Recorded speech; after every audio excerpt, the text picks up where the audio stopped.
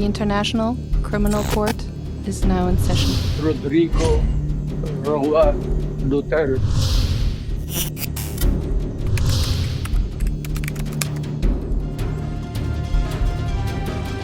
Nagkausap na si dating Pangulong Rodrigo Duterte at ang itinalaga niyang abogado na si Attorney Nicholas Kaufman sa Scheveningen Prison sa the Netherlands. Sabi ni Kaufman, umaasa siyang maabsuelto si Duterte sa kinakaharap na crimes against humanity sa International Criminal Court.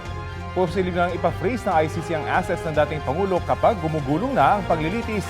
Pero ayon sa dating niyang Chief Presidential Legal Counsel, walang legal na basihan yan. Mula mismo sa The Hague sa the Netherlands, balitang hatid ni Mariz Umali.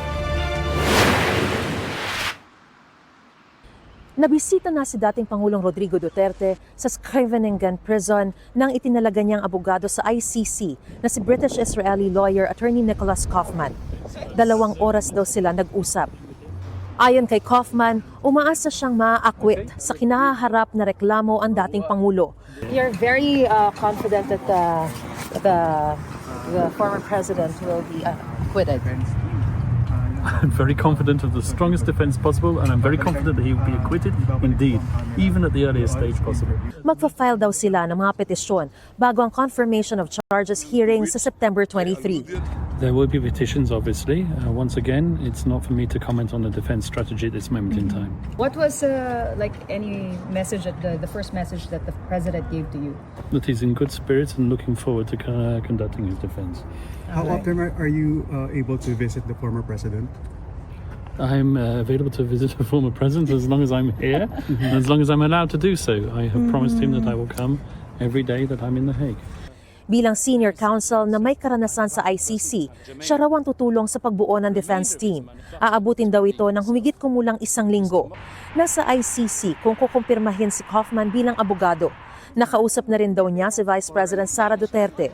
Bibisita rin dapat kay Duterte si dating Executive Secretary Salvador Medialdea bago mag-alas 9 ng umaga sa the Netherlands. Pero ayon sa Embahada ng Pilipinas doon, habang nasa reception counter ng detention facility ay sumama ang pakiramdam ni Medialdea, kaya nagpatawag ng medic.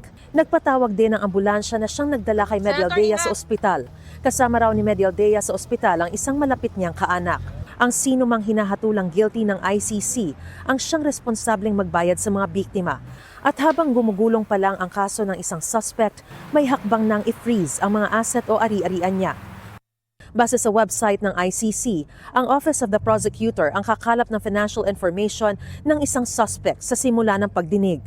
Kapag nailabas ang warrant of arrest o summons to appear, maaari ring maglabas ng request para sa identification, tracing at freezing ng mga ari-arian ng suspect. Ang registry naman o yung gumagawa ng non-judicial functions ng ICC ang responsable para mahanap at ma-recover ang asset ng nililitis. At hihingin ang tulong ng mga estado at intergovernmental organizations para mabawi ang mga yan. Ayon sa isa sa mga Pilipinong abogado sa list of counsel ng ICC, may komplikasyon kung hindi saklaw ng Rome Statute ang bansa kung saan hihilingin ang pag-freeze ng asset ng akusado. These assets, when it's in the Philippines, it needs the cooperation ng Philippine domestic authorities. If it's outside, kung hindi yan non-state party, hindi yan obligated to cooperate under the Rome Statute. Pero kung may political will umano ang gobyerno, may legal na paraan pa rin para maipatupad ang freeze kung hihingin ng ICC. Sabi ng palasyo, kung ito po ay magkakaroon man ng issue or magbibigay ng order ang ICC, ituturo po natin, ibibigay po natin to sa dapat sa AMLAC kung kinakailangan po. Giit ni dating Chief Presidential Legal Counsel Salvador Panelo, walang legal na basehan para sa freeze order at wala ring i-freeze dahil mahirap ang dating Pangulo. Sa huling SALE na inilabas sa publiko noong 2017, may net worth na mahigit 28 million pesos ang dating Pangulo. Hindi na isinapubliko ang mga huling SALE niya. Ayon sa ICC, minsan ay hindi sumasapat ang nabawing asset ng akusado dahil sa lawak ng naganap na krimen. Pero may trust fund daw ang korte na maaaring gamitin para sa iba't ibang anyo ng suporta para sa mga biktima. Mula sa The Hague, the Netherlands, Mariz Umali nagbabalita para sa GMA Integrated News.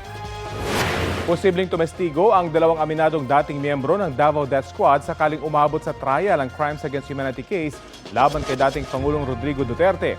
Sila si Edgar Matubato at dating pulis Davao na si Arturo Las Cañas. Si Matubato na self-confessed hitman, ikinuwento sa Senate hearing noong 2016 ang pagpatay niya mula 1998 hanggang 2013. Isa raw siya sa mga unang miyembro ng Lambada Boys na kalaunay tinawag ng Davao Death Squad na binuo umano ni Duterte noong mayor siya ng Davao. Si Las Cañas naman ang team leader umano ng Davao Death Squad. Dahil daw sa takot na unang itinanggi ni Las Cañas ang testimonya ni Matubato noong 2016. Pero noong 2017, lumutang para kumpirmahin ang pagpatay ng DDS sa utos umano ni Duterte. Sabi ni Las Cañas, binigyan sila ng hanggang 100,000 peso reward sa bawat taong pinapatay nila. Dati nang sinabi ni Duterte na nagsisinungaling si Matubato na hindi raw niya personal na kilala. Si Las Cañas naman tinawag niya noong naggagawa ng kwento at anyay sira ulo. Pero sa kanyang pagdalo sa Senate hearing noong Oktubre, may sinabi ang dating Pangulo.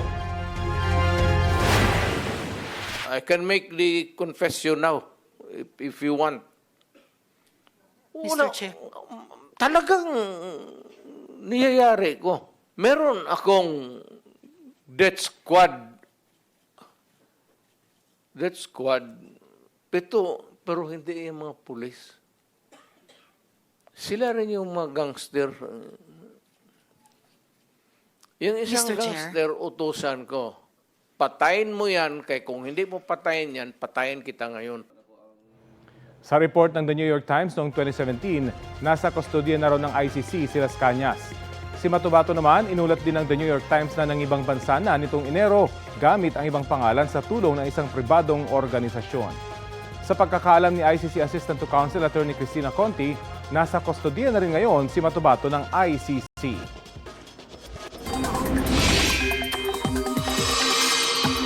Patuloy na nararanasan ang malamig na panahon sa ilang bahagi ng bansa dahil sa nagbalik na amihan. Ngayong Miyerkules, naitala ang pinakamababang temperatura na 15 degrees Celsius sa La Trinidad, Benguet, 15.4 degrees Celsius sa Baguio City, habang 22.6 degrees Celsius dito sa Quezon City. Ay sa Pag-asa, apektado pa rin ng hanging amihan ang buong Luzon, habang easterlies naman sa Visayas at Mindanao. Ang easterlies ay nagdudulot ng mainit at maalinsangang panahon sa ilang bahagi ng bansa.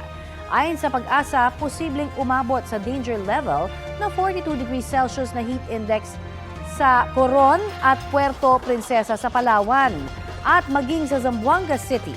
Extreme caution level na 37 degrees Celsius naman na heat index ang aasahan sa Pasay, habang 36 degrees Celsius dito sa Quezon City. Ito ang GMA Regional TV News. May init na balita mula sa Luzon, hatid ng GMA Regional TV. Isang bata sa Lawag City ang natrap sa sinasakyan niyang kotse. Chris, kamusta na ang lagay ng bata? Connie, nasa maayos ng kalagayan ng batang babaeng 2 taong gulang. Gamit ang bato, binasag ng mga pulis ang salamin sa likod na pinto ng kotse. Kwento ng guardian ng bata sa pulisya, iniwan niyang saglit ang bata sa loob ng kotse nang nakabukas ang aircon. Pagbalik niya, nakalak na ang kotse. Doon na siya humingi ng tulong sa mga pulis. Posibleng pinaglaruan doon ng bata ang mga nakitang pindutan ng sasakyan. Nasaglit ang bata matapos ang halos 1 oras. Hulikam naman ang pagsalpok ng isang truck sa isa pang truck sa Asinggan, Pangasinan. Kita ang mabilis sa takbo ng truck na yan sa kalsada na sakop ng Barangay Dupak. Nang makarating sa intersection, doon na biglang bumangga ang isa pang truck. Sa lakas ng impact, bumaligtad ang nabanggang truck at nabasag naman ang harapang bahagi ng isa pa. Agad isinugod sa ospital ang 2 driver at isang pahinante. Ayon sa pulisya, nag-usap na ang magkabilang panig.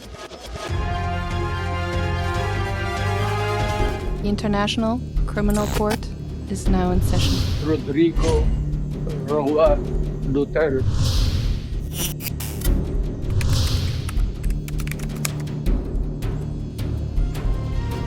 Gaya ni Alice Go, posibleng sa tawi-tawi rin daw ang dinaanan palabas ng Pilipinas ni dating presidential spokesperson Attorney Harry Roque.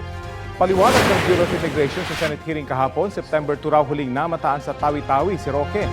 September 4 naman daw nang dumating siya sa United Arab Emirates base raw sa kumpirmasyon ng Philippine Embassy roon. Noong nakarang linggo na lang ulit nakita sa publiko si Roque sa The Hague sa The Netherlands para magpakita ng suporta sa naaresto si dating Pangulong Duterte. Plano ni Roque na mag-apply ng asylum sa the Netherlands.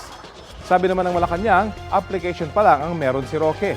Kabilang daw sa dapat niyang mapatunayan ng political persecution o panggigipit sa kanya rito sa Pilipinas para bigyan siya ng asylum. Bagay na paano raw mangyayari kung maraming ebidensya laban kay Roque. Department of Justice na ang kakatawan sa gobyerno kaugnay sa inihahing habeas corpus petitions ng mga anak ni dating Pangulong Rodrigo Duterte para maibalik siya sa Pilipinas. Kasunod niya ang pagtanggi ng Office of the Solicitor General na tumayong kinatawan ng pamahalaan sa petisyon. Kinumpirma rin ni Justice Secretary Jesus Crispin Remulla na naghain na sila ng komento sa mga petisyon. Pero tumanggi siyang idetalye yun. Bago nito sinabi ng OSG sa isinumiti nilang manifestation of recusal na hindi sila magiging epektibong kinatawan dahil sa kanilang posisyon na walang jurisdiksyon sa Pilipinas ang International Criminal Court. Gumagana rin naman daw ang justice system sa bansa.